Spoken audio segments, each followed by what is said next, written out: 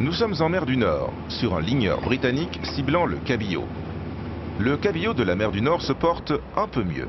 En 2005, ce stock en état d'épuisement était le premier à faire l'objet d'un plan de reconstitution sur plusieurs années élaboré au niveau européen. Mais les signes de reprise récemment observés ne doivent pas masquer la réalité. Le cabillaud de la mer du Nord reste une espèce surexploitée. Comme nous le voyons sur ce graphique, la mortalité par pêche reste importante, avec des prises portant chaque année, depuis plusieurs décennies, sur plus de 50% de la population et avec trop de captures de juvéniles pas encore matures. Conséquence, la population de cabillaud diminue et se situe actuellement bien en deçà de ce que les scientifiques recommandent de maintenir dans la mer. Dans son livre vert appelant une réforme de la politique commune de la pêche, la Commission attire l'attention sur cette situation. Car le cabillaud n'est pas une exception.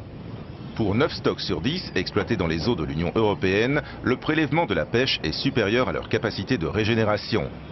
C'est ce qu'on appelle la surpêche. We still have significant problems when it comes to overfishing. Most of the fish stocks in community waters are overfished, and we have significant problems with regard to overcapacity. In other words, we have too many vessels that are chasing too few fish. And we need to address this problem urgently, because otherwise the situation can never be turned around.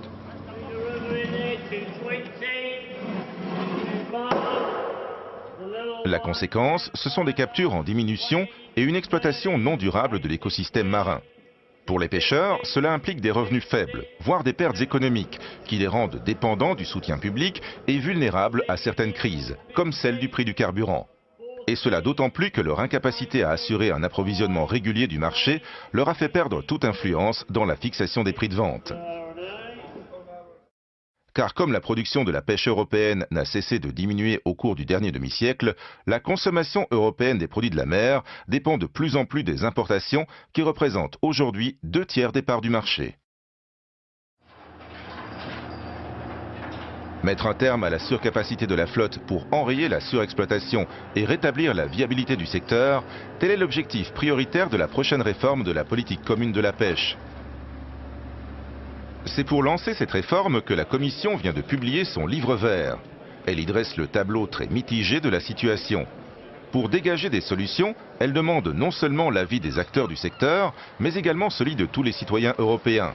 Car il est clair que chacun d'entre nous peut avoir une idée pertinente sur la question.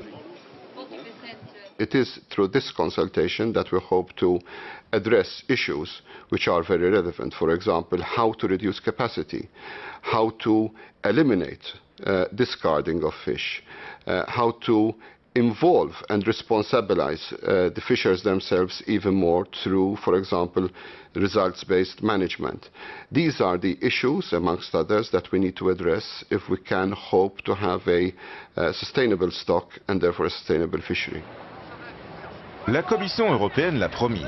Il n'y aura pas de sujet tabou dans cette consultation ouverte jusqu'à fin 2009. La pêche concerne les pêcheurs, mais également les consommateurs et l'environnement.